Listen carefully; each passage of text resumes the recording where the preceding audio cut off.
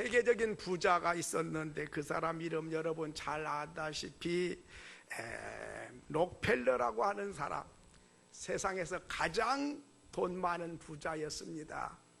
록펠러에게 기자가 물었습니다. 당신은 돈이 세상에서 제일 많은데 그런데 그걸로 가진 것으로 만족하십니까? 물었습니다.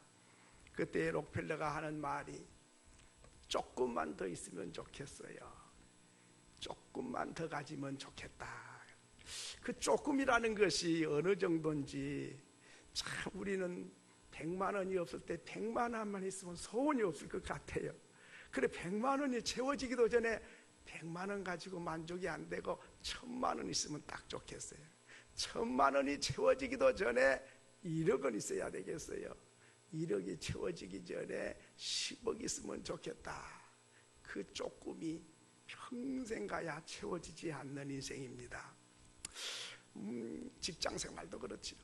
처음에 회사에 들어가면 계장님이 그렇게 부르고 나는 언제 계장 될까? 계장이 되기도 전에 과장님이 돼야 되겠지. 계장 갖고는 성이 안 차고 과장이 되고 나면 부장이 돼야지 계장 가지고 과장 갖고 안 될 것 같아요. 사장만 되면 뭔 소원이 있을까 그래요. 그런데 사장이 되면 종업원들은 휴가 보내놓고 사장은 일하고 그러더라고요. 그러니까 이게 끝이 없는 거예요. 오늘 성경에 이스라엘 나라 왕 아합이라고 하는 왕이 등장합니다. 이 왕궁 옆에 포도원이 하나 있었습니다. 그런데 포도송이가 주렁주렁 맺혀 있는 걸 보고 야, 이 포도원 내가 가지면 좋겠다 욕심이 나서 그래서 이 포도밭 주인이 누군지 알아봤더니 나봇이라고 하는 가난한 농부였습니다. 그 포도원이 자기의 전 재산이요. 그런데 왕이 만나자 그러더니 이 땅 나에게 팔아라고, 돈은 많이 줄 테니까 내게 팔라고, 아니면 다른 밭하고 바꿔달라면 내가 바꿔줄 테니까 이 밭이 내가 꼭 필요하니 포도원을 내게 달라 했습니다. 그런데 줄 수가 없다는 거예요. 3절에 보니까 줄 수 없는 이유가 참 하나님이 파는 거를 허락하지 않으니 하나님 팔지 말라 그랬어요. 조상적부터 유산으로 받은 땅을 남에게 팔지 말라. 하나님이 그만이 주고 싶은 마음은 꿀떡 같지만은 드릴 수가 없어요. 이 말을 듣고 아합 왕은 왕궁에 돌아와서 밥도 안 먹고 잠도 안 자고 병이 나서 누워서 낙신천만에 있는 겁니다. 여러분, 참 왕은 대통령하고 달라요. 대통령은 뭐 입법권 하나밖에 없지만 왕은 법을 만들기도 하고 집행도 하는 입법권과 사법권과 행정권을 한 손에 쥐고 있어요. 왕 말 한마디면 안 되는 일이 없는 왕인데도 모든 백성이 자기 말 한마디에 벌벌 떨고 순종할 수밖에 없는 왕인데도 포도원 내 것으로 못 만들어서 배가 아파 잠이 안 와, 밥맛이 없다니까요. 인생의 만족은 어디에 있을까요? 소유가 내 것이 많아지면 만족할 것 같이 생각되지만 그거는 착각입니다. 지구촌에 사는 모든 사람들이 죽을 때까지 자기가 원하는 소유 만족하려고 끝없이 가지려고 했지만은 내가 만족하고 이만큼 됐으면 됐다, 이제 그만 가져도 좋다는 사람은 한 명도 없었어요. 아니 왕 위에 누가 있습니까? 그런데 왕이 됐는데도 기쁨이 없고 만족이 없고 평안이 없는 거예요. 행복하지 않아요. 이게 문제인 거죠. 여러분, 얼마나 가지면 행복할 것 같습니까? 얼마나 가지면 됐다, 더 이상 필요 없다, 그때가 올까요? 아담과 하와는 하나님께서 지구촌을 만들고 아담과 하와를 만들어 놓으셨어요. 그리고 아담과 하와에게 아담아, 이 지구촌 전부 다 네게 준다. 네 다 가져. 그러나 선악과 하나는 가지면 안 돼. 그랬습니다. 여러분, 땅이 몇 평일까요? 지구촌 다 가지면 와, 모든 나라 다 줘버린 거잖아요. 지구촌에 다 있으니까. 왕 중에 왕이잖아요. 모든 게 자기 거잖아요. 야, 좋다. 이 지구촌이 내 거야. 나보다 부자 나와보라 그래. 야, 좋다. 그래야 맞는데 선악과 하나 그것 맞아. 하나님 것이라고 하는데도 기어코 따먹고 내 것으로 만드는 거죠. 그러다가 타락해서 그래서 쫓겨나게 된 것이지요. 전도서 5장 10절에 보면 우리에게 이렇게 말씀했습니다. 한번 읽겠습니다. 시작.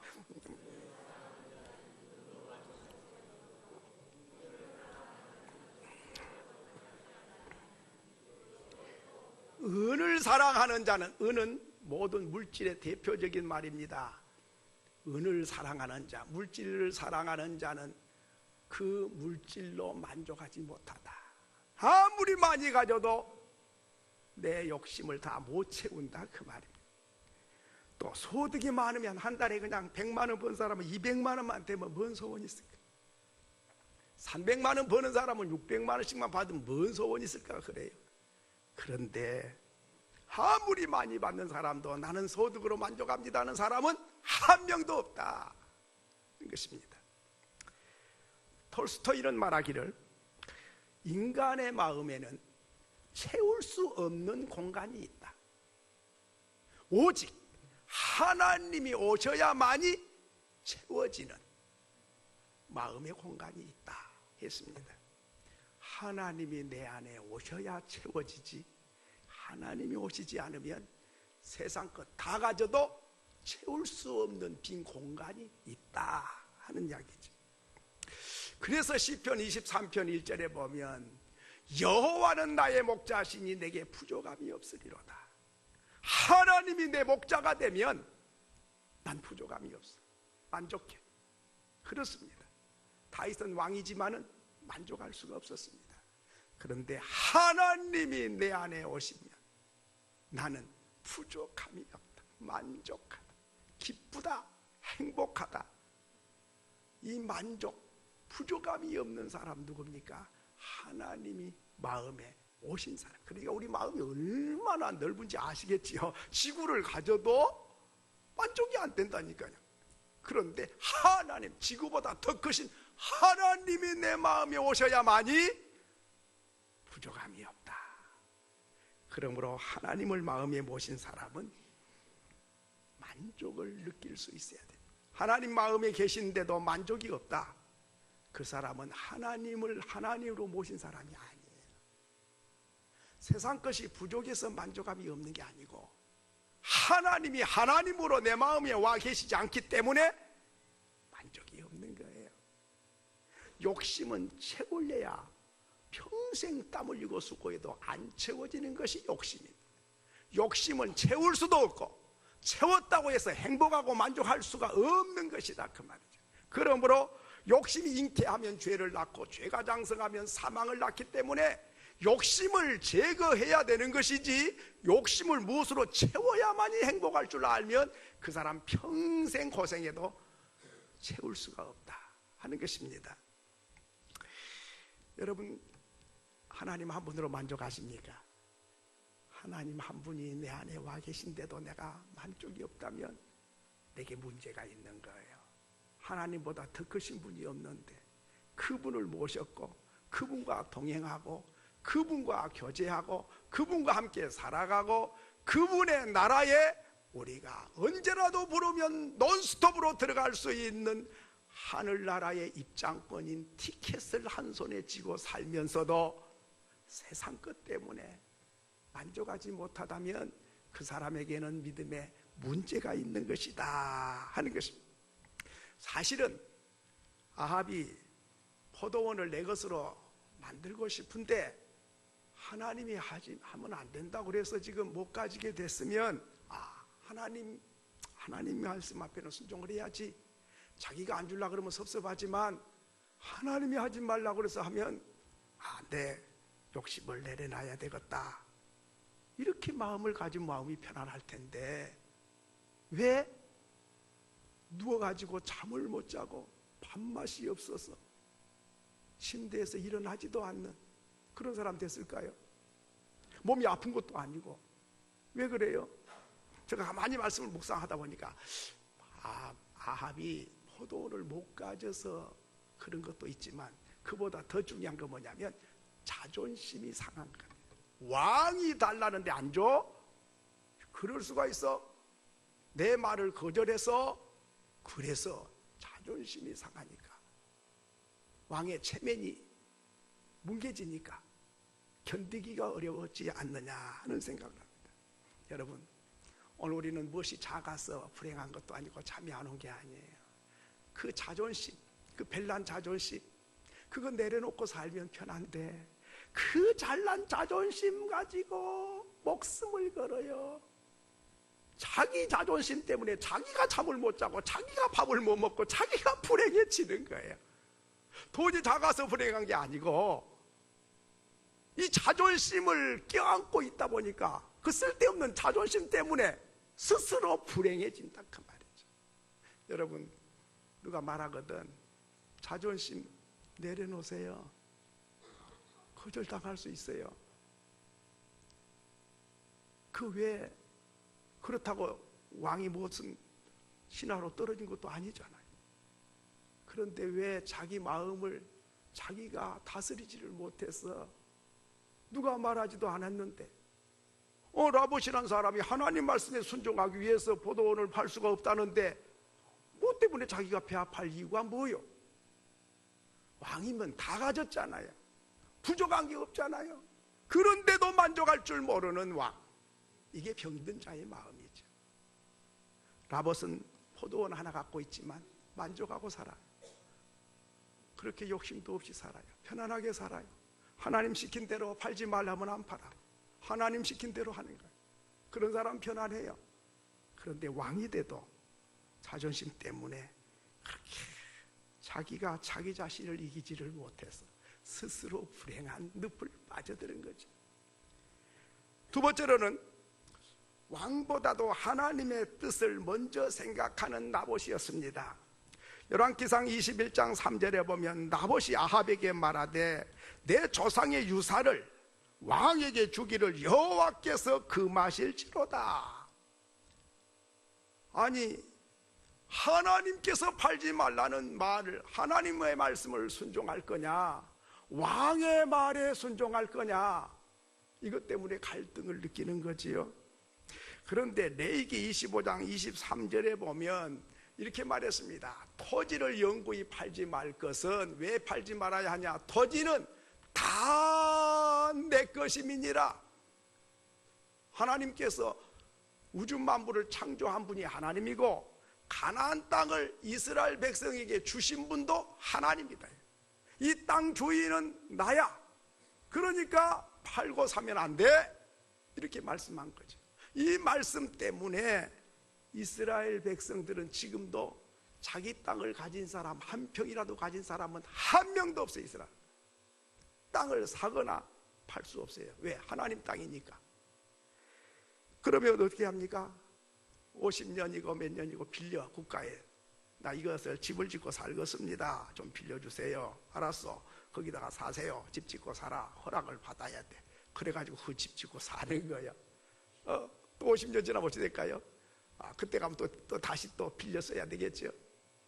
또 희년이란 게 있어요. 50년째가 되면 희년이에요. 희년이면은 빚도 다 탕감해줘, 다 용서해줘. 그런 해가 있어. 야, 희년 기쁜 해예요.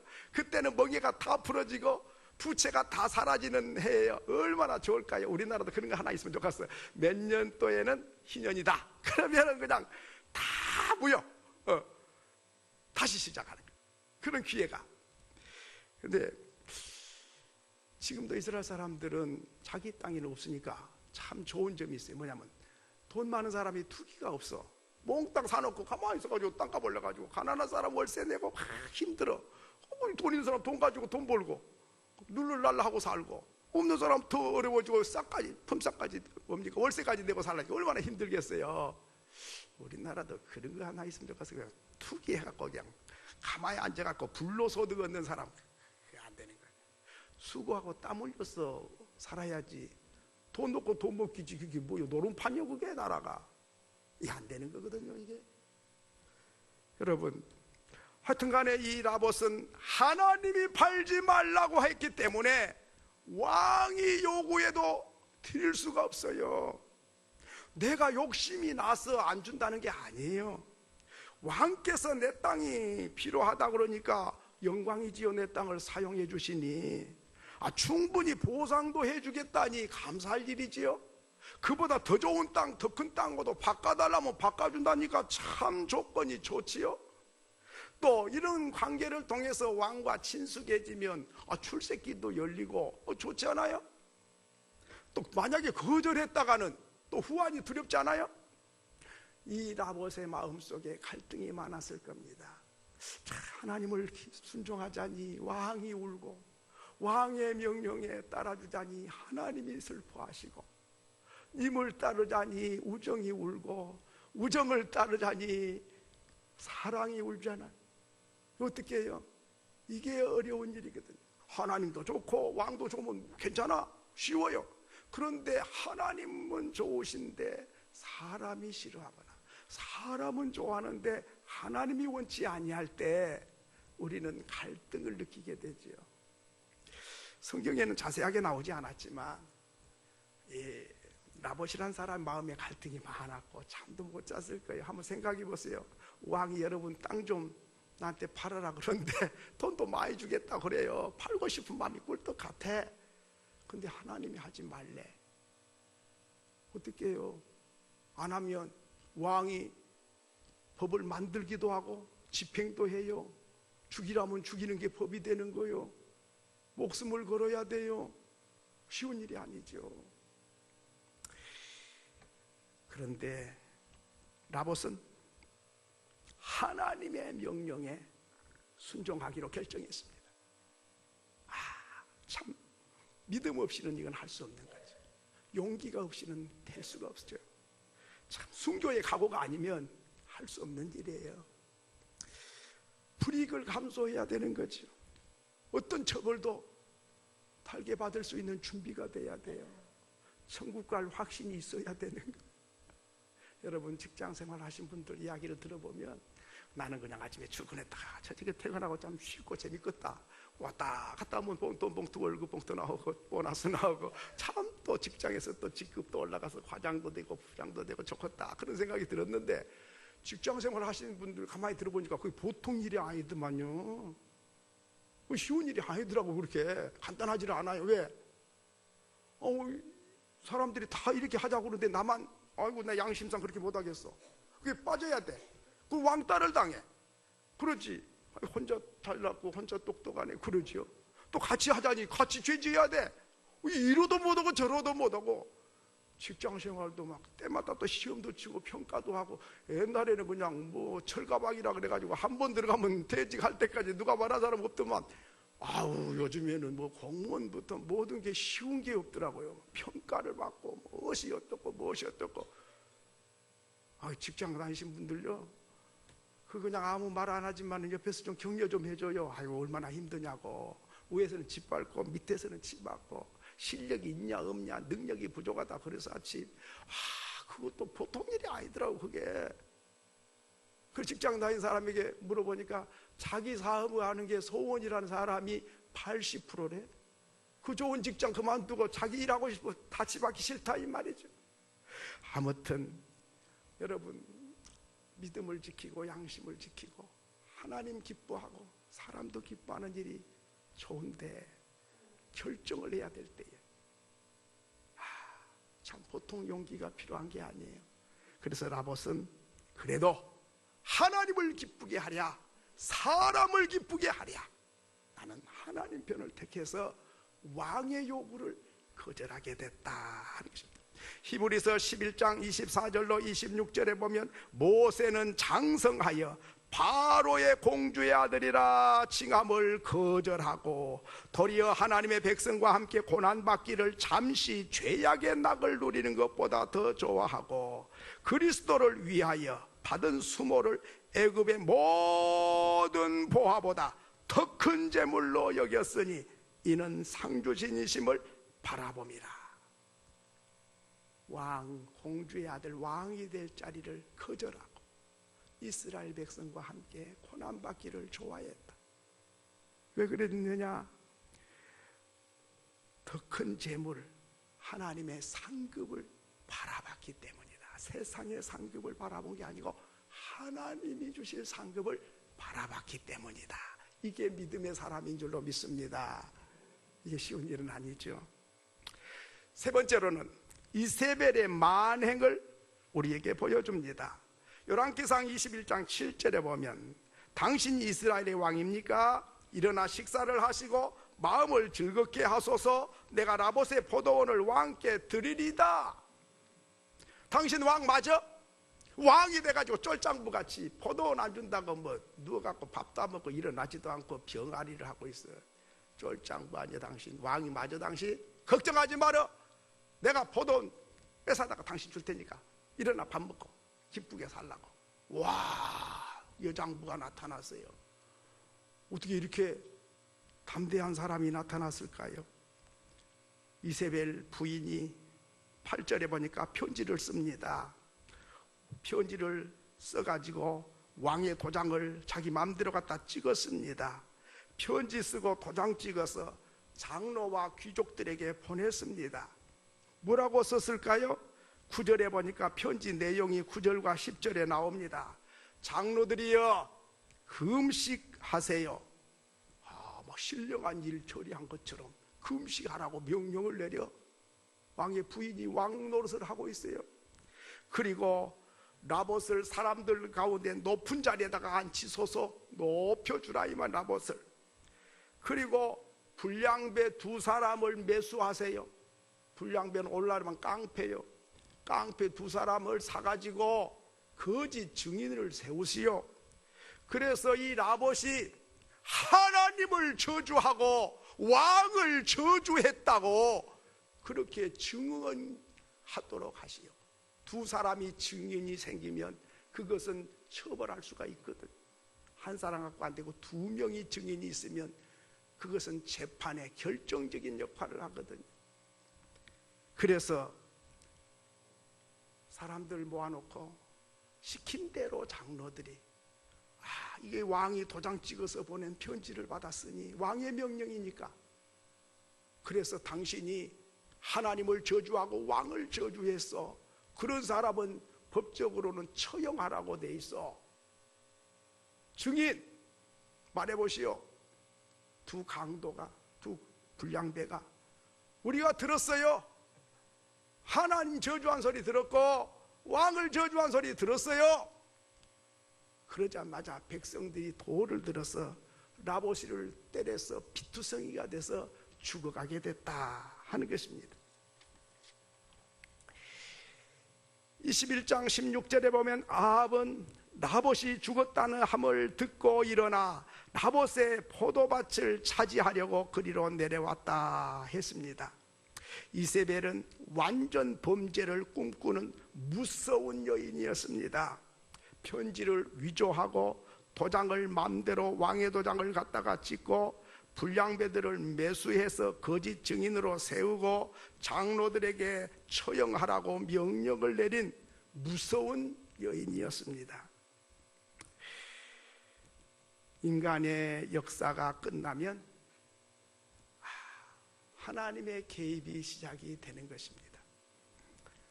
증인도 있고 정당한 절차를 밟아서 사형을 선고한 것 같습니다. 누구도 의의를 달 수 없을 것만 같습니다. 그런데 인생의 역사가 끝나면 반드시 하나님이 역사가 시작이 됩니다. 열왕기상 21장 18절에 보면 하나님께서 엘리야를 불러서 아합 왕을 만나라 하십니다. 아니 엘리야야 가서 아합 왕 좀 만나봐라. 가서 뭐라 그럴까요? 19절에 보니까 여호와의 말씀이 네가 죽이고 빼앗았느냐? 개들이 나봇의 피를 핥은 곳에서 네 피 곧 네 몸에 피도 핥으리라. 네가 죄 없는 나봇이를 돌로 쳐 죽게 했느냐? 너 피를 나봇이 흘렸던 그 자리에 개들이 핥아먹은 것처럼 너도 죽어서 개들이 핥아먹게 될 것이다. 네가 뿌린 대로 거두고 너희가 심는 대로 열매가 나타날 것이다. 바로 나봇을 죽여서 피 흘린 것은 네가 네 자신을 쳐서 피 흘리는 결과가 될 것이다. 21장 21절에 보면 여호와의 말씀인 내가 재앙을 내가 네게 내려 너를 쓸어버리되 내게 속한 남자는 이스라엘 가운데에 매인자나 노인자를 다 멸할 것이요. 23절 24절에 보면 개들이 이세벨을 먹을 것이고 그들에게 속한 자도 공중의 새가 먹게 될 것이다. 비참하게 죽어서 아합 왕과 이세벨이 비참하게 죽을 뿐만 아니라 개의 밥이 되고 새가 뜯어먹는 신세가 될 것이다. 범죄하고 나면 하나님은 이렇게 하나님의 종을 보내서 경고를 보냅니다. 축구 경기하면 반칙을 하면 심판관이 딱 꺼내든 게 있어요. 옐로 카드, 노란 카드를 딱 꺼내듭니다. 그래가지고 딱 꺼내. 뭐야 이게? 주의해, 경고야, 경고. 그 사람이 경고를 듣고 아유 조심 하면 괜찮지만 만약에 또 그런 일 있으면 이제 그 다음에는 카드가 달라요. 무슨 카드 나올까요? 어떻게 그 잘하지? 빨간 카드, 레드 카드, 퇴장! 나가. 쫓아내버려. 우리가 범죄하면 하나님께서 엘리야가를 보내서 경고가 주어져요. 너에게 심판이 준비됐다. 그런데 그 심판의 소식을 듣고 회개하면 하나님께서는 기회를 주시지만은 경고를 무시 여기고 무엇이 어째? 이렇게 당하면 이제는 끝장으로 가는 거예요. 하나님은 꼭 우리가 잘못하면 당장 벼락을 쳐버리면 좋은데 꼭 사랑이 많으셔서 경고를 미리 해요. 그 경고 때에 깨달아야 돼. 우리가 항상 잘할 수 없잖아요. 실수도 하고 잘못할 때 있거든요. 그런데 경고가 여러 가지로 경고가 나와요.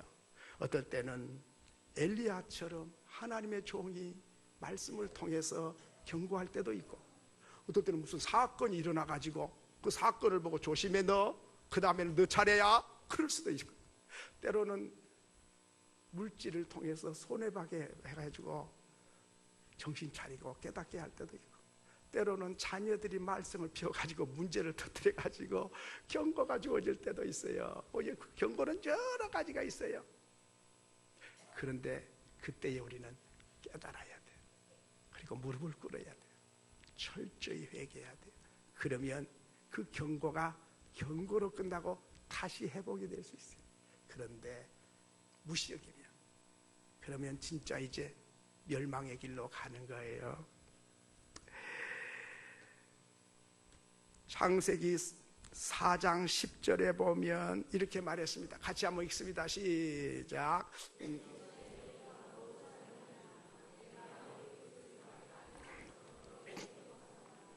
여기 보면 가인 형이 아벨을 죽였습니다.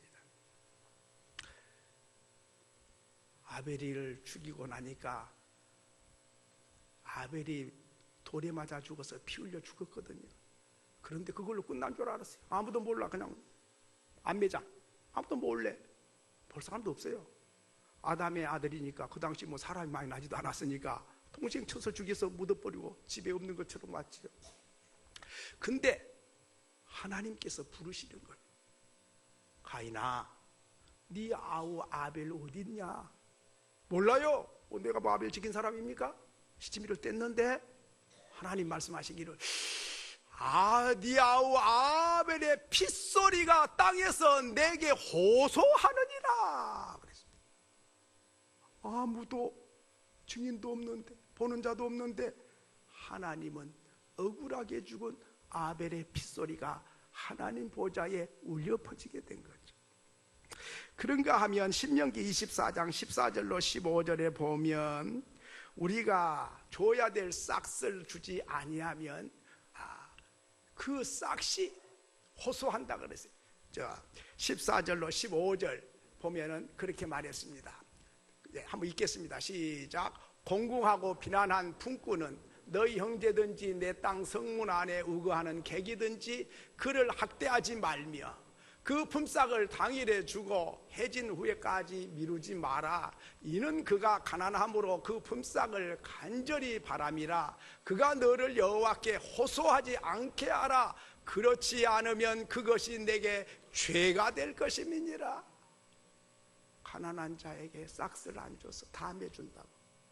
그러면은 그 가난한 사람 그날 벌어 그날 먹어야 되는데 안 주니까 먹을 게 없어요. 배가 고파서 배가 쪼르륵 쪼르륵 소리가 나고 배가 고파서 탄식을 하면 가난한 자의 탄식 그것이 하나님께 호소한다 그 말이죠. 자기는 부요하면서 가난한 나의 품삯을 안 줬어. 품삯을 안 줘서 억울하게 하든지 피를 흘려서 억울하게 하든지 가슴 아프게 하고 슬프게 하고 괴롭게 하면 그 사람은 힘이 없어서 대항을 못할지라도 하나님은 그 약한 자의 호소를 들으시고 하나님이 심판을 작동하신다. 그러기에 오늘 우리는 내 눈에 별 볼 일이 없어도 그렇게 함부로 하면 안 됩니다. 왜냐하면 하나님이 그 호소를 들으시니까. 억울하게 해도 안 됩니다. 슬프게 해도 안 됩니다. 호소해요. 남편이 슬프게 하거든요. 교회 와서 하나님께 일러 바쳐버려요. 하나님, 내 마음을 누가 알아줄까요? 호소해버려. 그러면은 하나님께서 너 왜 내 딸을 가슴 아프게 했어 너? 그게 아까 뭐가 된다 그랬죠? 죄가 되느니라. 하나님께 호소한 게요 아주 효과가 좋아요. 내가 괜히 그거 뭐 해봐야 콩딱 파치다 해봐야 효과도 없고 일러 바쳐버려요. 하나님께 호소해버려요. 뭐 다니엘 기도가 호소하는 기도요. 그때 호소하면 하나님께서 다 알아서 처리하실 줄 믿습니다. 그러면 이 경고를 듣고 아합 왕은 어떻게 행동을 했는가? 오늘 27절에 보니까 아합이 이 모든 말씀을 들을 때에 그의 옷을 찢고 굵은 배로 몸을 동이고 금식하고 굵은 배에 누우며 또 뭐라 그랬죠? 풀이 죽어 다니니라. 옷을 찢고 가슴을 치고 회개하며 하나님 대단히 잘못했습니다. 내가 욕심이 많아가지고 가난한 포도원까지 뺏어가지고 죽이고 뺏었는데 이 죄를 어떻게 하면 좋겠습니까? 하며 가슴 치고 회개했어요. 그랬더니 하나님께서 엘리야에게 또 불러서 말씀합니다. 아까는 가서 경고하라고 피가 다 흘려서 개들이 핥아 먹는다 그랬는데 29절에 보니까 하나님은 엘리야에게 심판을 즉시 내리려 했지만은 그 심판을 보류해서 그 아들 때에 내리기로 결정을 했다 그랬습니다. 당장 심판하려고 그랬는데 철저히 회개하고 겸손하게 그렇게 되니까 그걸 보시고 하나님은 심판을 보류해서 안 하는 건 아닌데 하기는 하되 당대하지 않고 아들 때에 가서 심판을 하겠다. 하나님은 이렇게 회개한 걸 보세요. 오늘 성경에 20절에 뭐라 그랬습니까? 겸비함을 보느냐. 하나님은 겸비한 겸손이 낮아져서 회개한 걸 보셨어요. 회개는 사람 죽여놓고 그럼 잘못했다 그러면 답니까? 그럼 되는 거요? 안 돼. 그런데 하나님이 마음의 중심을 보셨어요. 그리고 엘리야도 그걸 봤어요. 임금이 태도가 전혀 달라졌어. 옛날에 그런 임금이 아니야. 막 발걸음도 조심스럽고 뭐 하는 것이 전부 달라졌어요. 회개는 주변 사람이 느낄 수 있어야 회개예요. 말만 잘못했다고 그러지 전혀 개선의 기미가 안 보이면 회개가 아닌 거예요. 그래서 세례 요한은 회개에 합당한 열매를 맺어라. 열매는 눈에 보인다 그 말이죠. 오늘 우리가 회개했으면 사람들이 보고도 아유 이 사람 진짜 회개한 사람하고 달라졌네. 하나님도 보시고 사람도 보고 확실한 새 사람 된 것이 나타나는 거죠. 그렇게 한 걸 보시고 하나님은 진노와 심판을 보류하셨다. 하나님은 자기 백성이 회개하고 겸비해지면 견디지를 못해요. 진노를 결정했다가도 보류하시는 능력이 회개하는 자에게 임한 줄로 믿습니다. 니느웨 백성들이 다 죽기로 작정해 40일 지나면 망한다 하나님이 결정해 놨는데도 요나의 말을 듣고 임금부터 백성 한 사람까지 금식하고 회개하고 철저히 회개했더니 하나님께서는 니느웨 백성의 심판을 보류하시게 된 줄로 믿습니다.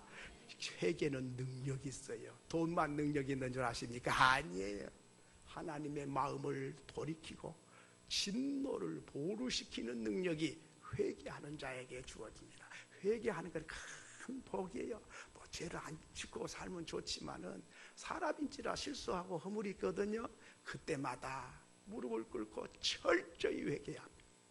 그리고 겸손하게 낮아지면 그러면 하나님께서 자비를 베푸시고 진노를 결정했다가도 보류시키는 역사가 일어나는 줄로 믿습니다. 저와 여러분이 그 은혜가 임하기를 소원합니다.